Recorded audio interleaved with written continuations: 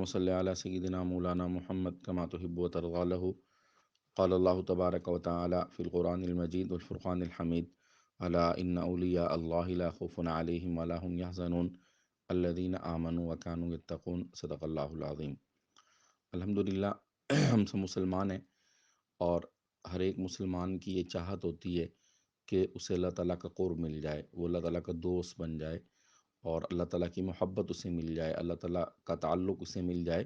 یہ ایک مسلمان کی فطری خواہش ہے، یہ اس کی نیچر میں رکھ دی گئی ہے کہ اس کے دل میں اللہ تعالیٰ کی بھی محبت ہے اور نبی پاک صلی اللہ تعالیٰ علیہ وسلم کی بھی محبت ہے. اور اس محبت کو حاصل کرنا اور اللہ تعالیٰ کو پانا یہ زندگی کا مقصود ہے. آپ صلی اللہ تعالیٰ علیہ وسلم، صحابہ کرام رضوان اللہ علیہ مجمعین، اور اہل بیت کرام، اولیاء کرام، جن کے بھی جو بڑی شخصیات ہیں، ان سب کے حالات پڑھیں تو وہ اسی دھن میں تھے کہ وہ ان کو اللہ تعالیٰ کی محبت مل جائے، اللہ ان سے راضی ہو جائے.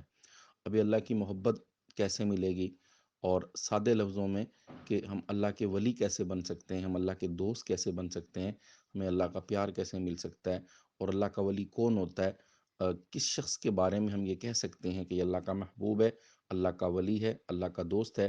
اللہ تبارک و تعالیٰ نے اپنے پاک کلام میں اس آیت مبارکہ میں خود اس کی نشاندہی فرمائی ہے، خود علامات بیان کی ہیں کہ جس بندے میں یہ علامتیں ہوں گی وہ میرا دوست ہے، وہ میرے ساتھ محبت کرنے والا ہے، وہ میرا محبوب ہے. الا ان اولیاء اللہ، عربی لینگویج میں الا کا لفظ ہوتا ہے کسی کو متوجہ کرنے کے لیے کہ سن لو، سن لو، سمجھ لو. کیا سمجھ لو؟ اولیاء اللہ، اللہ کے جو ولی ہیں، لا خوف علیہم ولا هم یحزنون، ان کی پہلے شان بیان کر دی کہ نہ تو دنیا کی باتوں کا ان پر کوئی غم ہوتا ہے، نہ آخرت میں ان کو کوئی فکر ہوگی، نہ آخرت میں غمگین ہوں گے. اور کیا ہے؟ الذین آمنوا وکانوا یتقون، ان کی پہلی علامت یہ ہے کہ وہ ایمان والے ہوتے ہیں، اور دوسری علامت یہ ہے وکانوا یتقون کہ وہ تقوی کی، پرہیزگاری کی زندگی گزارتے ہیں. گویا کہ دو عنصر ہیں، دو فیکٹر ہیں، دو چیزیں ہیں، دو ایلیمنٹس ہیں.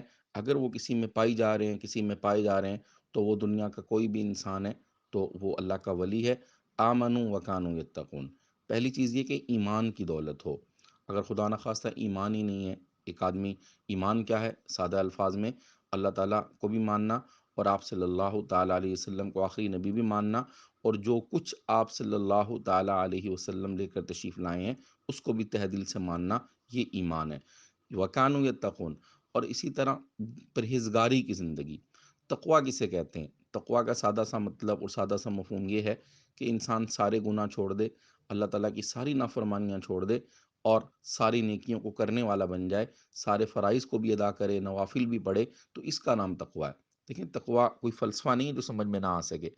جناب سیدنا عمر فاروق رضی اللہ تعالیٰ عنہ نے کعب احبار، یہود کے بہت بڑے عالم تھے، بعد میں مسلمان ہوئے، یہ تابعی ہیں، ان سے ایک بار پوچھا کہ کعب، تم تو بہت بڑے یہودیوں کے عالم تھے، تم مجھے بتاؤ کہ تقویٰ کی کوئی، مجھے سمجھاؤ کہ تقویٰ کیا چیز ہے. تو انہوں نے ایک مثال سے بات سمجھائی. کہنے لگے امیر المؤمنین، ایک آدمی ایک خاردار راستے سے گزر رہا ہو، کانٹوں والا راستہ ہو، اور وہ وہاں سے دامن بچا بچا کے گزرے، تو یہی چیز تقویٰ ہے کہ جب انسان دنیا میں رہے تو اپنے آپ کو گناہوں سے بچا کے گزرے. یاد رکھیں، اگر ایک آدمی ہے وہ گناہوں سے نہیں بچتا، اس کا چہرہ آپ صلی اللہ تعالیٰ علیہ وسلم کے چہرے کے مطابق نہیں، اس کا لباس آپ صلی اللہ علیہ وسلم کے لباس کے مطابق نہیں، اس کا بولنا، اس کا رہن سہن، اس کی خوشی غمی اگر آپ صلی اللہ تعالیٰ علیہ وسلم کے طریقے سے ہٹی ہوئی ہے، اگر وہ گناہوں کا ارتکاب کرتا ہے، تو یاد رکھیں وہ کبھی اللہ کا ولی نہیں ہو سکتا. حسن بصری رحمۃ اللہ علیہ بہت بڑے اللہ کے ولی گزرے ہیں.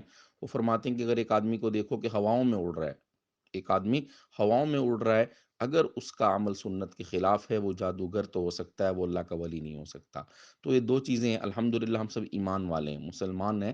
تو اگر ہم پرہیزگاری کی زندگی گزارنا شروع کر دیتے ہیں، اگر ہم گناہوں کو چھوڑ دیتے ہیں، اگر ہم نیکیوں کو اپناتے ہیں، کم از کم درجہ نیکی اپنانے کا یہ ہے کہ تمام فرضوں کو ادا کیا جائے، تمام واجبات کو پورا کیا جائے، اور تمام حرام چیزوں کو جو اللہ نے منع کی ہیں، جن سے اللہ نے اور اللہ کے پیارے حبیب صلی اللہ علیہ وسلم نے روکا ہے، اگر یہ دو کام ہم کر لیں تو ہم بھی اللہ کے ولی ہیں. ایک حدیث پاک ہے، آپ صلی اللہ علیہ وسلم فرمایا: اتق اللہ تکن اعبد الناس، اللہ سے ڈر، تقوی کی زندگی اختیار کر، تکن اعبد الناس. عابد جو ہے یہ آخری ڈگری ہے، لاسٹ ڈگری ہے. اعبد الناس، اگر تو تقوی کی زندگی گزارے گا تو اللہ تعالیٰ کا سب سے زیادہ عبادت گزار بندہ بن جائے گا. اس کو ہم اپنی ورڈنگ میں، سادہ الفاظ میں کہہ سکتے ہیں کہ جب سب سے بڑا عبادت گزار بنے گا، سب سے زیادہ عبادت کرنے والا بنے گا، تو اللہ کا ولی بن جائے گا۔ تو یہ سادہ سا مفہوم ہے اللہ کا ولی بن، اور اللہ کے اولیاء کرام کہ جو حالات ہمارے سامنے وہ ایسے ہی تھے، سب کے سب اللہ کے حکموں پہ چلنے والے تھے، اور آپ صلی اللہ تعالیٰ علیہ وسلم کے طریقوں کو اپنانے والے تھے۔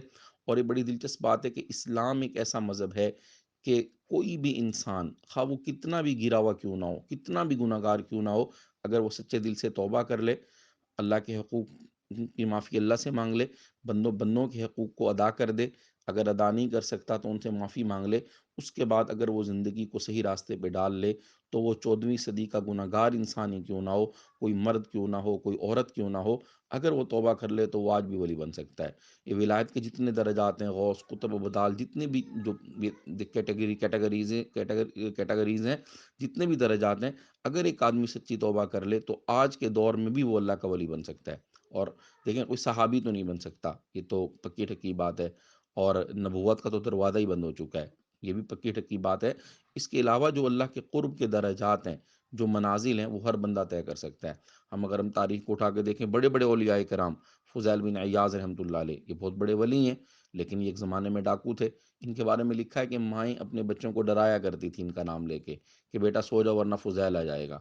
ایک عورت کی محبت میں گرفتار ہوئے تو پوری رات اس کا انتظار کرتے رہے، تو وہ تو اس سے تو ملاقات نہیں ہوئی، کسی نے تلاوت شروع کر دی، کوئی پڑھ رہا تھا الم یأن للذین آمنوا ان تخشع قلوبہم لذکر اللہ، کہ کیا ابھی وہ وقت نہیں آیا کہ ایمان والوں کے دل اللہ کے سامنے جھک جائیں؟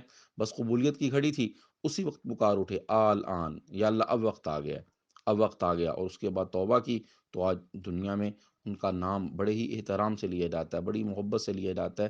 تو اسی لیے اگر ہم آج کے دور میں بھی ہم اللہ کے ولی بن سکتے ہیں، اللہ تعالیٰ کے محبوب بن سکتے ہیں، اللہ تعالیٰ کا قرب حاصل کر سکتے ہیں۔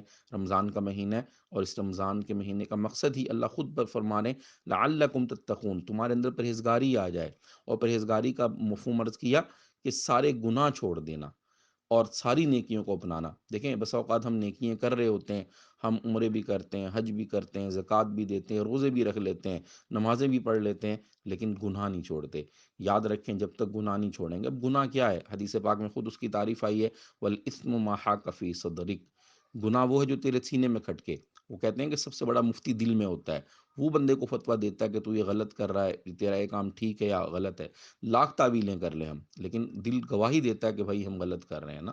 تو کیا گناہ ہے آج کل کے، جو ہماری جو یوتھ کے گناہ ہیں، جو ہمارے نوجوان، بلکہ آج کل ہمارے جو بوڑھے، ہمارے بچے جن گناہوں میں مبتلا ہیں، وہ کیا ہیں؟